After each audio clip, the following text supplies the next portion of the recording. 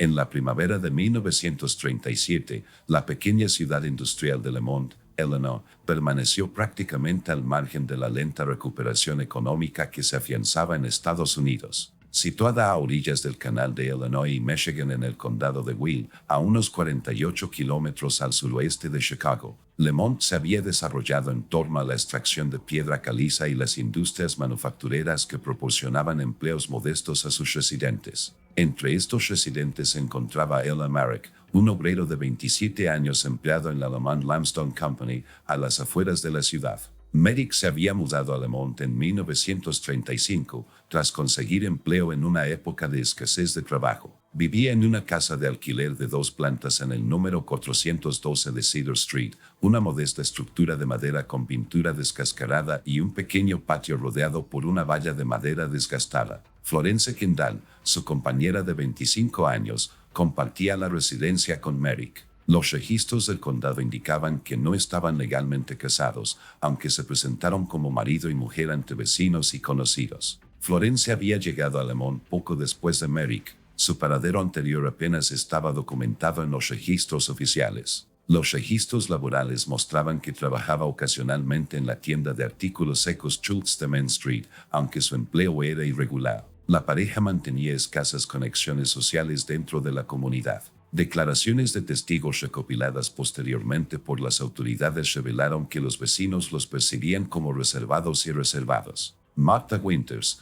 quien residía en la propiedad adyacente, testificaría posteriormente que la pareja era reservada y rara vez recibía visitas. Al observarlos, sus interacciones públicas parecían cordiales, pero contenidas. Los registros financieros recuperados durante la investigación posterior revelaron que Merrick ganaba aproximadamente 21 pesos semanales en la empresa de piedra caliza, lo que situaba los ingresos familiares ligeramente por debajo del promedio de trabajadores similares en la región. El alquiler de la propiedad en Cedar Street era de 14 pesos mensuales, pagados al arrendador Howard Paxton, quien poseía varias propiedades similares en Lemont. La correspondencia personal encontrada entre las pertenencias de Merrick indicaba comunicación esporádica con sus padres, quienes residían en Matón, Illinois, aproximadamente a 274 kilómetros al sur. Estas cartas, intercambiadas principalmente en días festivos y cumpleaños, sugerían una relación distante. No se documentó comunicación regular con otros familiares hasta principios de 1937. La residencia, ubicada en el número 412 de Cedar Street,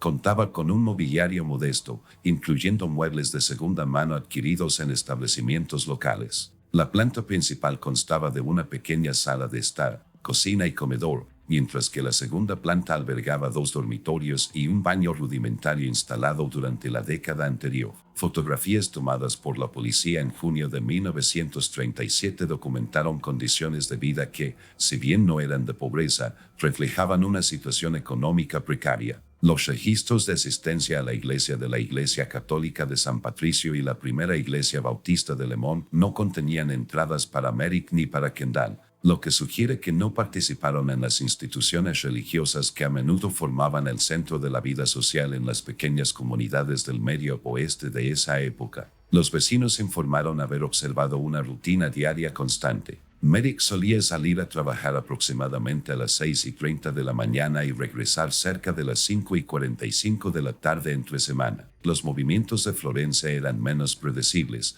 aunque se la veía caminar con frecuencia hacia el distrito comercial los martes y viernes por la mañana, presumiblemente para hacer la compra y recados. El 12 de abril de 1937, Celeste Grove, tía materna de 43 años de Ella Merrick, llegó a la residencia de Cedar Street. Según declaraciones posteriores del agente de billetes de la estación Lemont, Thomas Hargrove, Grove llegó en el tren de las 14:15 horas de Illinois Central desde Chicago, con 2 maletas medianas y un portadocumentos de cuero. Hargrove recordó haber ayudado a Grove a conseguir transporte a Cedar Street, señalando que parecía cansada pero serena. Los antecedentes de Grove, según se documentó en investigaciones policiales posteriores, incluían residencia en el barrio Near North Side de Chicago, donde había ocupado un apartamento de una sola habitación en el Hotel Residential Marlowe durante aproximadamente 7 años. Sus registros laborales indicaban que había trabajado como auxiliar administrativa en los grandes almacenes Marshall Fields desde 1932 hasta marzo de 1937,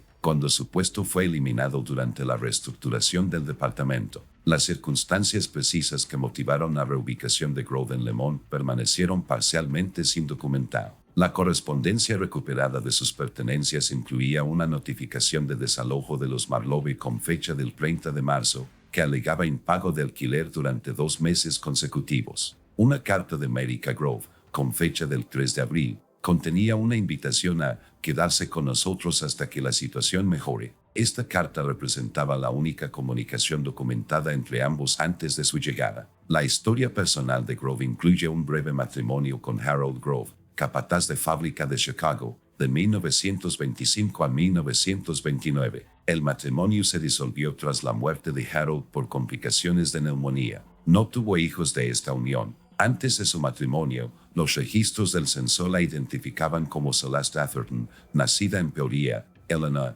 en 1894, hermana menor de la madre de Merrick, Marian Atherton Marek. Los vecinos informaron que la interacción inicial con Grove fue mínima tras su llegada. Gwendolyn Parker, quien residía al otro lado de la calle Cedar, testificó posteriormente que solo la vio ocasionalmente durante las 2 primeras semanas de su estancia, describiéndola como una mujer delgada que no te miraba a los ojos al hablar. La declaración de Parker indicó que Grove rara vez se aventuraba más allá de las inmediaciones de la propiedad. La distribución de los dormitorios en la residencia tras la llegada de Grove se convirtió en un punto clave durante la investigación posterior. Según el plano del propietario, la planta superior contenía un dormitorio más grande en la parte delantera de la casa y un dormitorio más pequeño en la parte trasera. Las pruebas físicas sugerían que, inicialmente, Grove ocupaba el dormitorio más pequeño, mientras que Merrick y Kendall residían en la habitación más grande. Las actividades diarias de Grove durante su estancia permanecieron en gran parte sin documentar. Los registros laborales indicaban que no había un contrato de trabajo formal en Lemont. La pequeña biblioteca del pueblo no tenía registros de préstamos a su nombre. La única excursión documentada fuera del vecindario inmediato ocurrió el 27 de abril,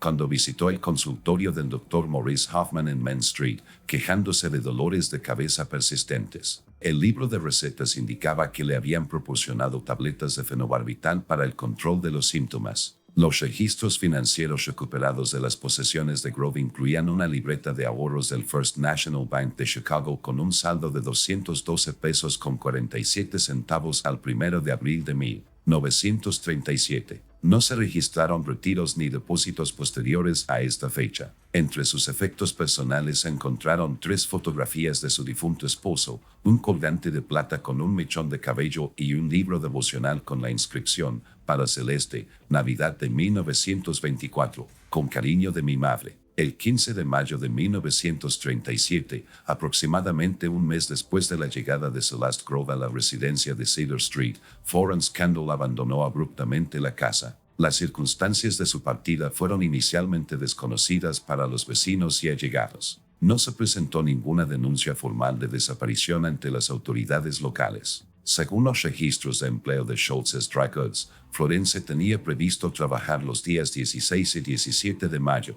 pero no se presentó a su turno. El gerente de la tienda, Bernard Schultz, testificó posteriormente que había intentado llamar por teléfono a la residencia de Cedar Street la mañana del 16 de mayo, pero no recibió respuesta. Al ser interrogado sobre la ausencia de Florence, Eli Marek declaró que había ido a visitar a un familiar enfermo y que se esperaba su regreso en una semana aproximadamente. La investigación reveló posteriormente que, la noche del 14 de mayo, Florence había descubierto correspondencia íntima entre Merrick y Grove, escondida bajo el colchón del dormitorio principal. Este descubrimiento quedó documentado en el diario personal de Florence, recuperado de entre sus pertenencias tras su detención. La última entrada, fechada el 14 de mayo, contenía la siguiente anotación: encontré cartas hoy. Imposible de creer. Debo irme inmediatamente a ordenar mis pensamientos. Aún no puedo confrontarlas. Los registros financieros de la Caja de Ahorros Lemont documentaron que Florence retiró 78 pesos con 43 centavos, la totalidad de sus ahorros personales, la mañana del 15 de mayo. La cajera, Rebecca Collins, Recordó posteriormente que Florence parecía angustiada pero decidida durante la transacción. Collins señaló además que Florence había preguntado por la salida del próximo tren a Chicago. Los manifiestos de pasajeros del ferrocarril central de Illinois confirmaron que Florence compró un billete de ida a Chicago en el tren de las 11:20 de la mañana del 15 de mayo. Sus movimientos a su llegada a Chicago permanecieron sin rastro hasta el 23 de mayo, cuando se registró en el Hotel Palmer House con el nombre de Frances Kennedy. Los registros del hotel indicaban una estancia de 3 noches, durante las cuales realizó varias llamadas telefónicas a números no identificados en el área de Chicago. Durante la ausencia de Florence, las declaraciones de los vecinos documentaron cambios significativos en la dinámica familiar de Cedar Street. Martha Wenders informó haber observado a Merrick y Grove comportándose como recién casados, señalando que se les había visto caminando del brazo en el pequeño jardín trasero de la casa. Otro vecino, Harold Tompkins, informó que la distribución de los dormitorios parecía haber cambiado, ya que ahora se podía ver luz en el dormitorio delantero hasta altas horas de la noche, mientras que el dormitorio más pequeño permanecía a oscuras. El cartero Walter Jenkins testificó posteriormente que, durante este periodo, entregó un telegrama a la residencia el 20 de mayo. El telegrama, posteriormente recuperado entre las pertenencias de Grove, provenía de su antiguo empleador, Marshall Fields, quien le preguntaba si estaba interesado en retomar su puesto anterior, que había sido reabierto inesperadamente. No se documentó ninguna respuesta a esta comunicación. El 4 de junio, Florence Kendall regresó a Lemont en el tren de la tarde. El agente de billetes Hargrove recordó su llegada, señalando que solo llevaba una pequeña maleta y parecía más delgada que al salir. Florence no se dirigió directamente a la residencia de Cedar Street, sino que se alojó en el Lemont Inn, un pequeño hotel cerca de la estación de tren. Los registros del hotel documentaron su llegada a las 4:30 de la tarde, con el pago de una noche de alojamiento. La tarde del 4 de junio de 1937 comenzó sin incidentes en Lemont. La actividad en el número 412 de la calle Cedar, según observaron los vecinos, siguió patrones establecidos hasta altas horas de la noche. Ellie Merrick regresó de su turno en la compañía de piedra caliza Lemont aproximadamente a las 17:50, según consta en los registros de la fábrica y lo corroboró su vecino Harold Tompkins, quien observó su llegada mientras cuidaba su jardín. Merrick entró en la residencia con lo que parecía ser un pequeño paquete envuelto en papel marrón, que los investigadores presumieron era una botella de vino que posteriormente se encontró abierta sobre la mesa de la cocina. Celeste Grove permaneció en la residencia durante todo el día, según declaraciones de testigos. Gwendolyn Parker informó haber visto a Grove tendiendo la ropa en el patio trasero aproximadamente a las 3:15 de la tarde. El cartero Jenkins confirmó haber entregado el correo en la residencia a las 2:40 de la tarde, momento en el que Grove conversó brevemente con él sobre el clima inusualmente cálido. La preparación de la cena aparentemente comenzó poco después de que Merrick llegara a casa. El análisis posterior del contenido estomacal realizado por el médico forense indicó que tanto Merrick como Grove consumieron una comida consistente en pollo asado, papas y guisantes enlatados, con vino, aproximadamente a las 6:30 de la tarde. Esta cronología se estableció mediante procedimientos básicos de autopsia que examinaron el estado de la digestión. A las 8:15 de la noche, Florence Kendall salió del Lemont Inn, según el recepcionista nocturno Stanley Wojcik. La declaración de Wojcik indicó que Florence dejó su maleta en el hotel, pero no formalizó su salida, afirmando que regresaría más tarde. Se la vio caminando en dirección a Cedar Street. Aproximadamente a las 8:40 de la noche, Martha Wenders informó haber escuchado lo que describió como voces fuertes provenientes del número 412 de la calle Cedar, aunque no pudo distinguir palabras específicas ni identificar a quienes las hablaban. A las 9:10 de la noche, Harold Tompkins observó que las luces de la sala de estar se apagaban, seguidas poco después por la iluminación en el dormitorio principal del piso superior. La reconstrucción policial de los hechos posteriores, basada en pruebas físicas, indicó que Florence entró a la residencia por la puerta trasera de la cocina, que no presentaba señales de haber sido forzada, lo que sugiere que poseía una llave o que la puerta se había dejado sin llave. El informe policial indicó que en la mesa de la cocina se encontró una copa de vino con restos de fenobarbital que posteriormente coincidió con la receta de Celeste Grove. También se encontraron 2 vasos vacíos con restos de vino. El examen realizado por el Dr. Walter Pritchard, forense del condado, indicó que Merrick y Grove, aparentemente sedados por el vino con droga, fueron atacados en el dormitorio delantero. La causa oficial de la muerte de ambas víctimas fue asfixia. Merrick fue encontrado boca abajo en la cama, con una almohada con rastros de lápiz labial, compatibles con el tono de Florence, presionada contra su rostro. Grove fue encontrada en el suelo junto a la cama, con una ligadura hecha con una media de seda alrededor del cuello. La hora de la muerte se estimó entre las 22:15 y las 22:45. Las pruebas físicas sugerían un enfoque metódico de los asesinatos. La habitación mostraba mínimas señales de forcejeo, lo que apoyaba la teoría de que ambas víctimas estaban considerablemente afectadas por los sedantes antes de los ataques fatales. La puerta del dormitorio estaba cerrada por dentro y la llave se encontró posteriormente en posesión de Florence. A las 23:30, el vigilante nocturno George Simmons observó a una mujer que coincidía con la descripción de Florence caminando rápidamente hacia la estación de tren.